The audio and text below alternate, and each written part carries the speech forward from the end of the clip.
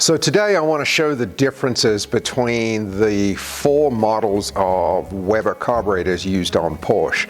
A lot of times people go, yeah, it's a Weber IDA, and that's really only true if it was used in the 1966 and the 67 model 911 normals. So the carburetors don't look very different. So this is a Weber IDA, this is a Weber IDS, this is an IDAP, and this was the last generation used. This is an IDTP carburetor. Now, if you look on the outside, there's really no super obvious differences. So I'm going to go through and kind of give you a little bit of a lesson on what is the difference and how those differences played out with the carburetors. So this is our first body. This is the IDA, and it will actually have IDA on the name. It won't have any other letters in there. It'll say 40 IDA and a serial number. It'll have the 3C and 3C1. That dictates whether it is a left or right hand carburetor. That's also pretty self-explanatory because you're going to have a throttle link on each side, which is going to go towards the front of your engine. If you are rebuilding these carburetors can be built as a left or a right. The throttle shafts can come in either direction. They have the accelerator pump pivots on either side. I generally try to keep the numbers so they match what they were originally stamped and designated as. So if you have an IDA carburetor, this is what it's going to look like. It's going to have a top and all the components in it, obviously.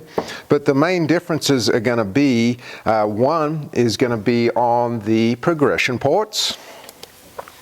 And our progression ports, I'm going to light it from the back, are these three holes that we see down through the progression port cover. And these are used when you're under light throttle, slowly accelerating. The throttle plate will uncover those progression port holes and allow fuel to flow before the main circuit is engaged. Now, if you stomp on the throttle, it's going to open up and accelerator pump's going to deliver fuel, and it's also going to go straight into the main circuit. This progression port is only for light throttles. And this is where the biggest differences between all the carburetors lie.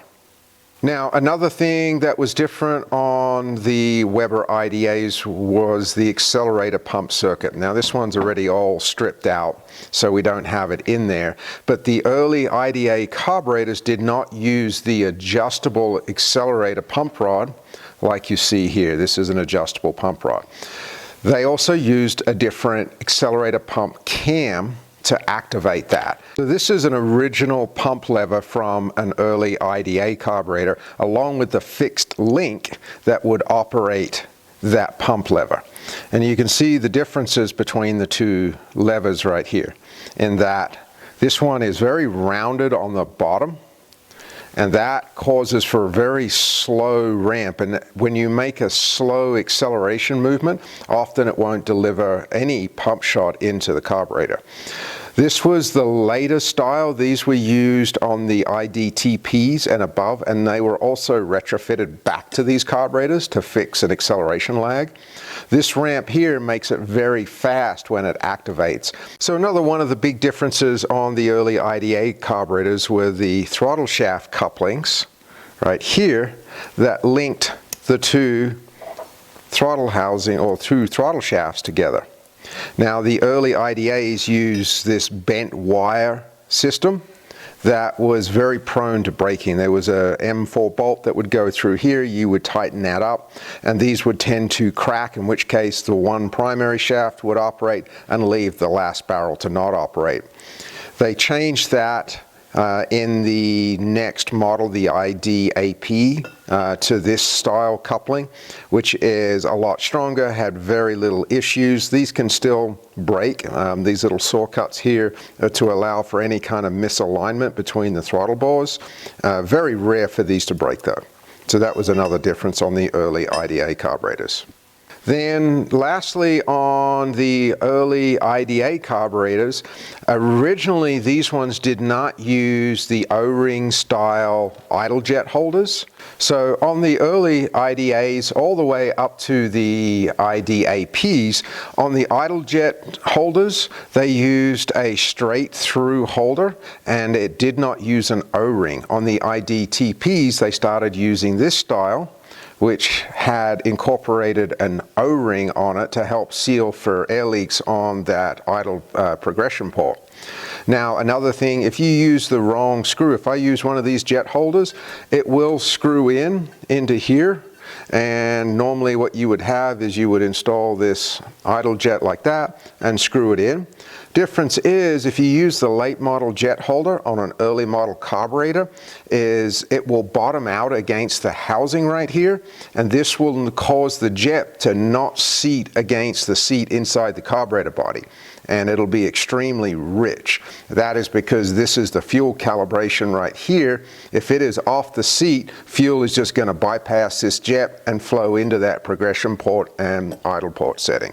All right, the next model carburetor was the IDS carburetor, and this was used in 1967 and 1968 on the 911S model carburetors.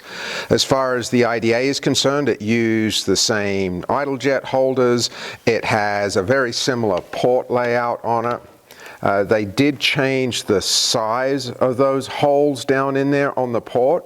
They increased them slightly from the IDA size, and I'll give you a separate write-up on all the different port sizes so you can measure those. The big change on the IDS carburetor was the introduction of using this set of holes, and you'll see every carburetor body that we look at has these holes precast into them. So the main difference on these was they used an auxiliary booster that sat up above. I'm just going to slide this one back and show this one that's partially assembled. This is the auxiliary booster, and the way that this works is when the engine is running at high speed, it's going to have its top plate sitting on it like that, and then it's going to have your venturi on it. Now these venturis are too tall. It should be the short venturi. But this auxiliary booster in the line here, as airspeed passes over, it creates a low pressure signal right underneath, and it will begin to draw fuel. Now this is like a 0.5 jet size out of that auxiliary booster.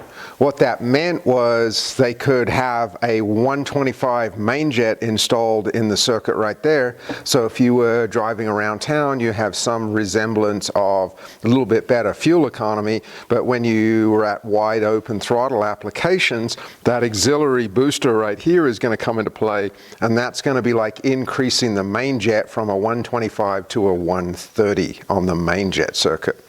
Only at high speed running though, so not anything at low speed. So I just kind of want to point out, these are the two top plates. This one is an IDS top plate, and this one is an everything else top plate.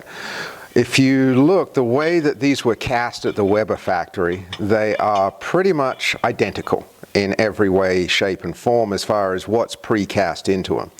The only difference was, if we rotated them slightly on the side, the IDS models, what they did is they machined out this little groove right here to allow that auxiliary booster to be able to fit when you put it in on that top body. Let me show that right there.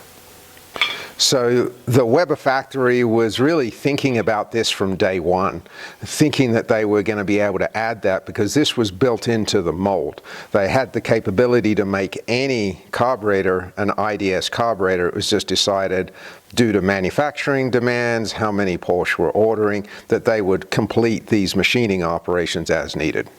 So the next one was the IDAP carburetor, and these were used in 1968 models only.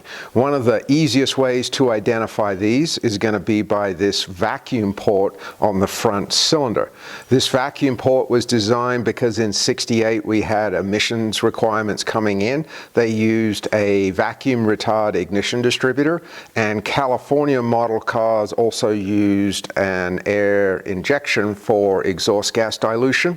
So they needed a vacuum signal or a manifold vacuum signal at idle to be able to operate those two diaphragms. So you'll see that port right there.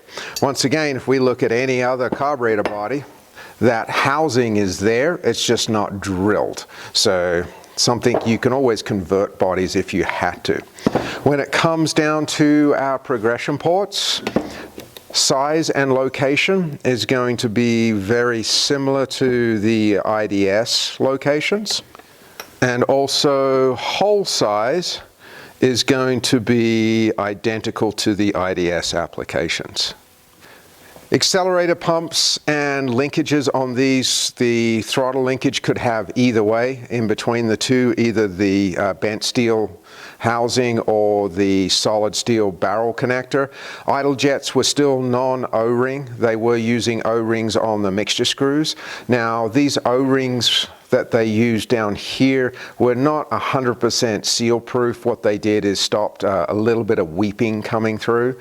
Not a major deal if you don't have them. The last carburetor that Porsche used from Weber is the IDTP carburetor, and this is where they saw the biggest evolution in how these carburetors were built and operated on the car. First thing that you'll notice if you look at the front and compare the idle jet housings, you'll see this is the IDAP, this is 68.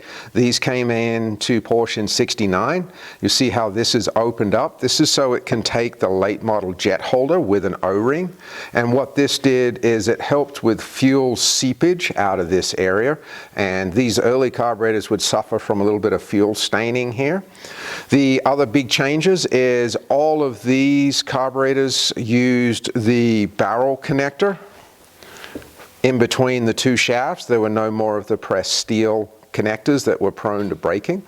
They also came with adjustable pump rods with the axe head style pump cam, so it was an improved accelerator pump circuit. Then another big change was the location of the progression ports and how they actually worked in these. What they did on these, on the IDTPs, the bottom progression port, located, this is looking in from the barrel side, was actually able to be slightly open when the throttles were set at idle. And instead of controlling all of the mixture for idle speed fuel through the mixture screw, it was more a fine tuning of volume. Now choke wise too, they installed 27mm chokes in these carburetors. This was to increase low speed throttle response and increase airspeed through the carburetors. These ones you can put bigger chokes in and you can recalibrate them for more higher performance. Some people kind of have a little bit of a bad taste in their mouth because they think this was an emissions carburetor. That is not the case. The way fuel flowed through it was a little bit different, especially on that progression side, but it actually made for a smoother acceleration and general all-round power throughout the entire range.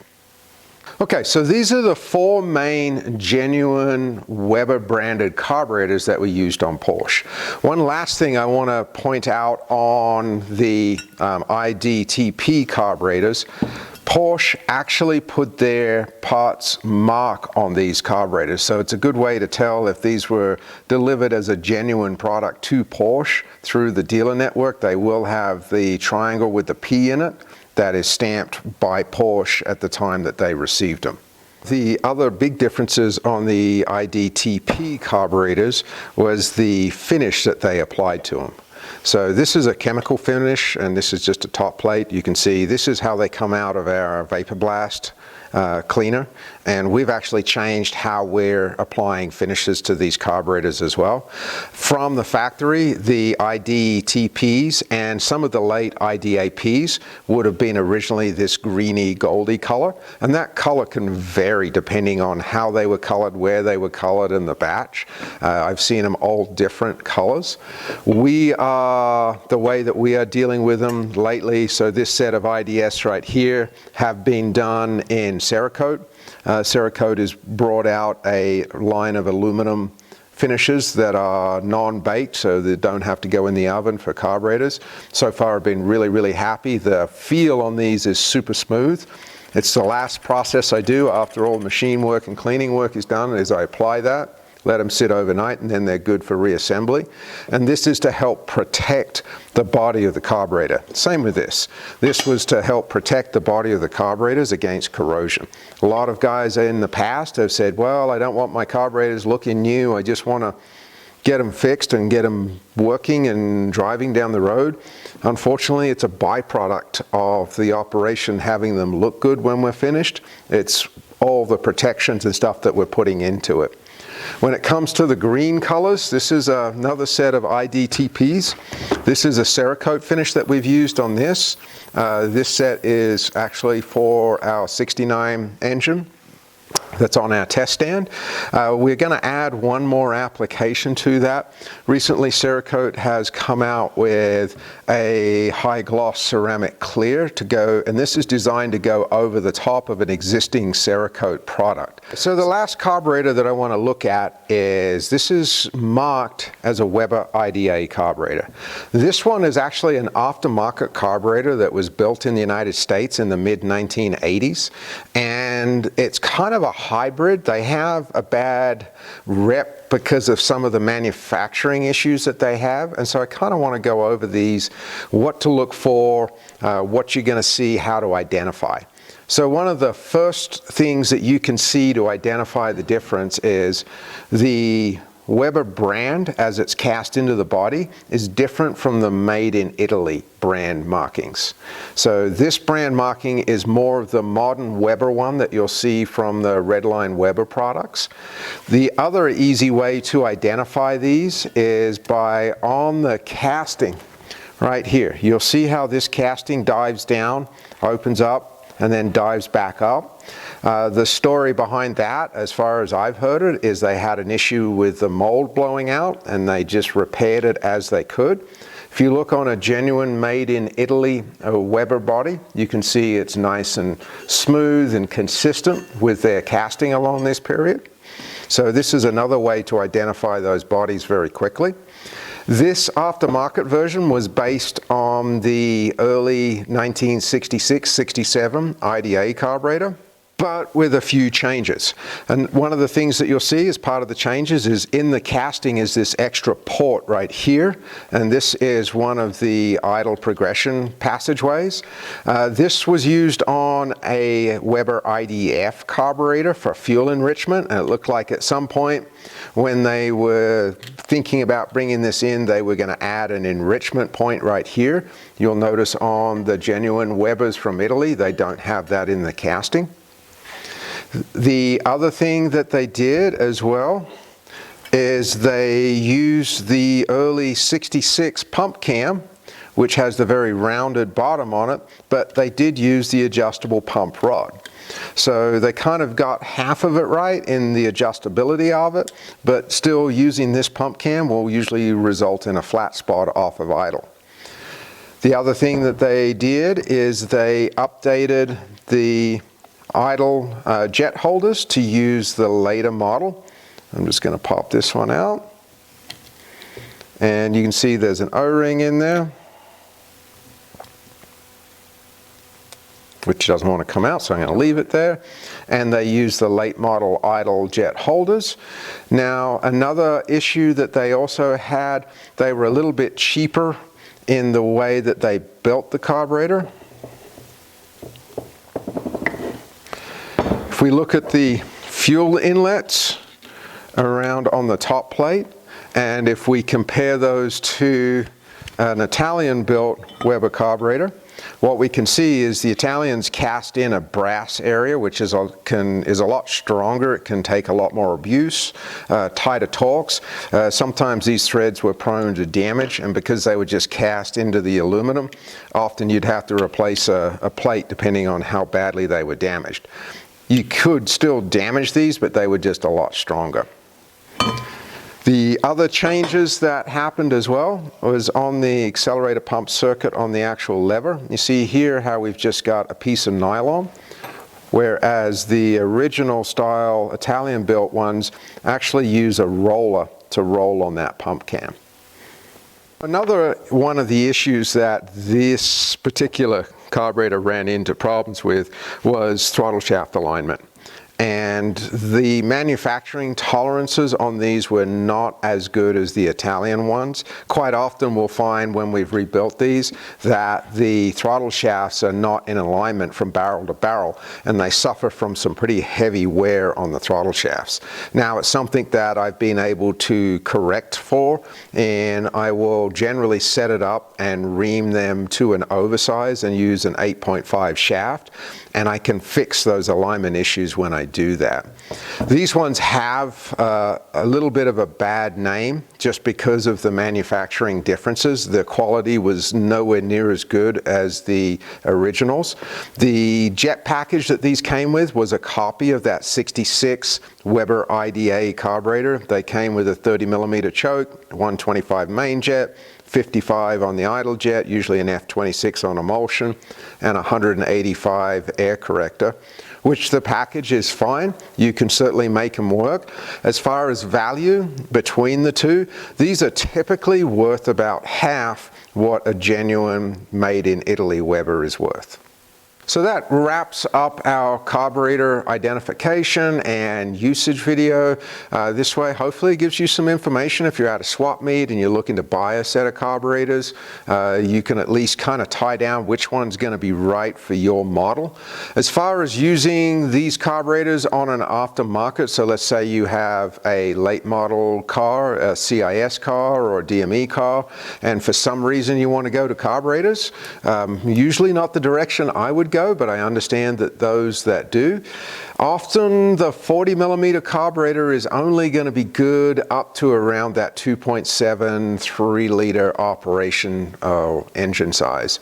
The reason for that is the amount of air that you can flow through a 40mm throttle plate limits how big an engine you can use these on. So you want to make sure you're doing your math, and there's some other options out there for 3.2 and 3.6 or 3.8 liter engines if you wanted to use carburetors. There's one last Weber carburetor that we don't have in the shop right now, so I can't show it to you, and that was the Weber 46mm carburetor.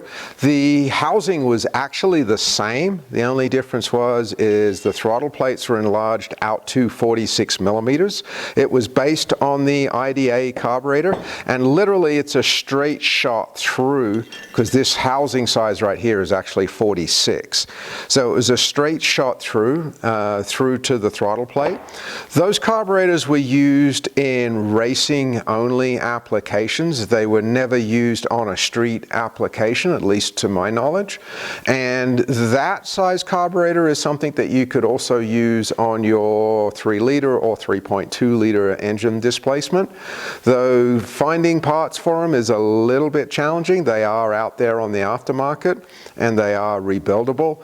Last time I saw a set of genuine Weber 46mm carburetors as a core price needing a rebuild was a little over $10,000 just for those carburetors, so it's certainly an expensive way to go, but it is out there if you wanted to stay with that Weber brand. Wraps it up for today. Hope you enjoyed all the information. Hope you can find some use for it. I'd like to say thanks for watching. Please hit the like and subscribe button. That helps us out with YouTube, and we'll see you on the next one.